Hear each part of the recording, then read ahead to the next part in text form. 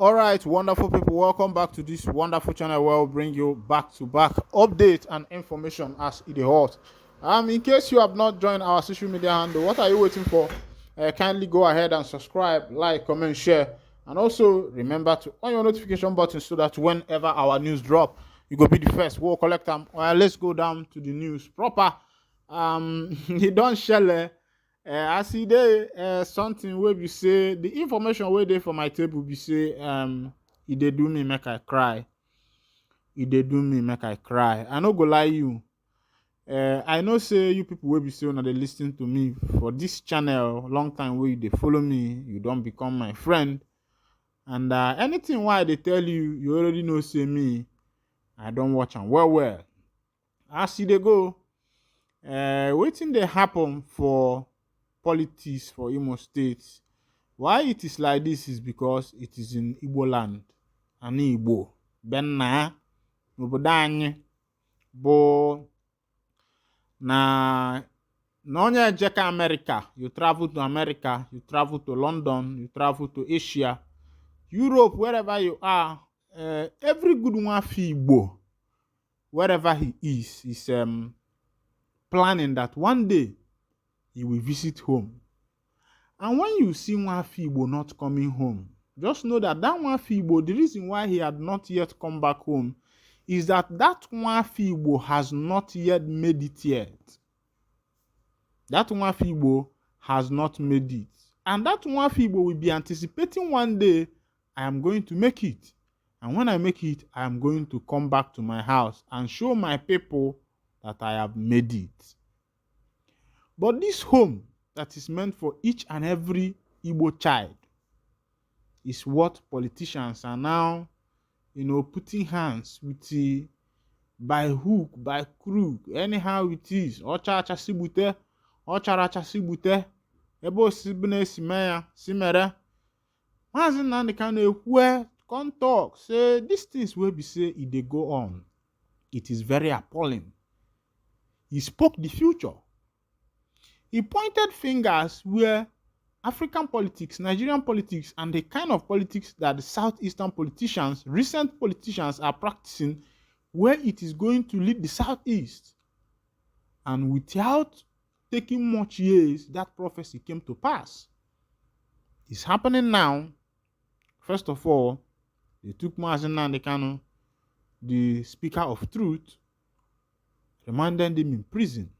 His brothers were the same people that plotted this thing. Those who say, we are your friend, we are your people, they called him for a meeting. Say, come, we have a conference for you. Come and tell our people about the freedom, about the independence. Come and tell our people how important this freedom is to us. That was how they lured Ahmadike I of Ndi Igbo and brought him to Kenya. And before then, they had already made agreement with the Kenyan people, told them what was going to happen. And that was how it happened. As it is, immediately he arrived in Kenya, he thought that he was coming for a conference. And unknowingly to him, the plan has been kept. Every plan has been carried out. The immigrations, the customs, the securities, the armies in the state were fully aware of what was going to happen. And immediately he stepped foot into the Kenyan airport. That was where his nemesis started. That was where his trouble started. He was picked up from there, hid him for somewhere for about 8 years, beat him 8 days, beat him black and blue. And that was where he developed that eardrum problem that he had. And after that 8 days, I think on the 10th day, he was renditioned from that Kenya to Nigeria here, where he was remanded in the DSS custody. From there, he went to court. He has been going from one court to the other. Went to the High Court. The matter was not sorted out there. He went to the appellate court. On the appellate court, after so many years, after so many months, the appellate court discharged and acquitted him. And after the discharging and acquitment, the Malami, who was the then Attorney General of the Federation, took the matter up to the Supreme Court, filed to the appellate court for stay of execution of that particular judgment that quashed about 15 charges that were filed against him. The judgment was quashed, discharged, acquitted, and Malami filed for a stay of execution. And that was how they took it up to the Supreme Court, asking the Supreme Court to okay or concur with the judgment of the appellate court. Now, the Attorney General of the Federation is also filing for stay of execution, that the government that has been executed by the appellate court, that judgment should be stayed for now. And don't know what now. But where I want to touch hand is this November election that is coming in Imo State. Look at what happened. Imo State government takes over all hotel rooms in Owerri for 1 week. For 1 week, the Imo State government, they took over all the hotels in Owerri for a whole 1 week. They will pay for it. Don't pay, they are ready to pay. I think in the history of Nigerian politics, this is the first time we are hearing something like this. And this is happening from the governor to the commissioner for tourism. It was through his office that the letter was written to hotel managers. Look at it. Let me bring you the information.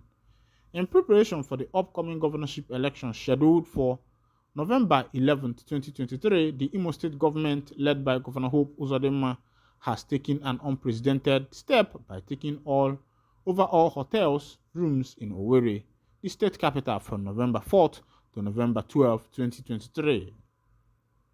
According to Sahara reporters, this bold move was announced in a letter dated October 25, 2023, and signed by the Commissioner for Tourism, Barrister Jerry Ibuele Ejemba.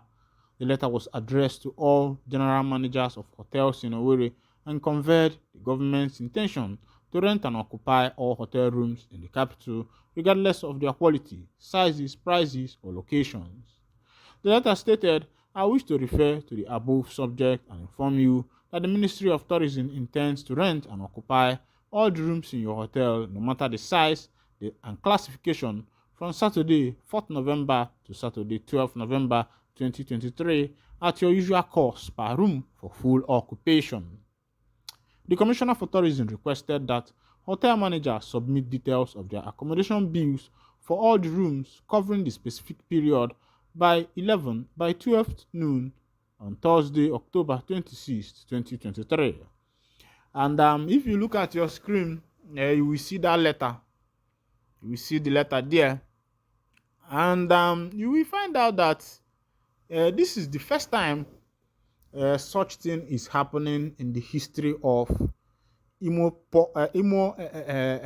election or politics. Even in the history of Nigerian politics, such a thing has not taken place before. And as I begin to wonder, why would the government want to occupy all hotel rooms in Imo State? Thereby, that means that people does not have their right again. So it means that in case I am coming from America and I don't know what is happening in Imo State, and I come in within these days, I will not be able to find a hotel for myself. And the Commissioner for Tourism did not explain expressly what they intend to do with these hotel rooms. What do they intend to do with it? Is it that people are coming from outside Imo State to vote? Or that they are having a delegate, the APC is having a delegate that is going to cover all the hotels in Owerri?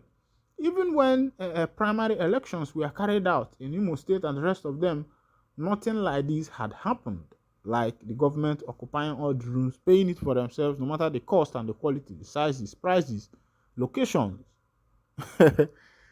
I think the politicians of these days are really getting it out of hand because this one is very surprising. If you are not surprised of why the government should occupy all the hotels, I myself am surprised. I think government should go ahead and explain to their people why they want to occupy all the hotels. And they should also promise the citizens that all these hotel rooms, that there will be people in it, because if it is just to rent it and just in order to make other people not to come into it, I think that is very wrong. So if it is confirmed and they find out that nobody is occupying that hotel, I think the government needs to be queried, because these governments are human beings. And there is what they told us in school. In government, they have the executive arm, the legislative arm, and the judiciary. All these arms are made for checks and balances. And my worry is whether these arms of government are actually working, or is it that everybody has become zombie. Zombie no go unless you tell am to go. Zombie tell am to go ajo jalajo. Tell am to go front ajo jalajo. Na wetin dey happen to politicians. Because somebody is president, somebody is governor, it means that everybody should now be serving the person, forgetting that this is your national cake that somebody is wasting. And because they are giving you peanut out of what they are getting from what belongs to each and every one of you, you think you can close your mouth. That's what is happening to the African man. There is no road, there is no electricity, there is no telephone network, there is no bank service. All this is what my African man they suffer.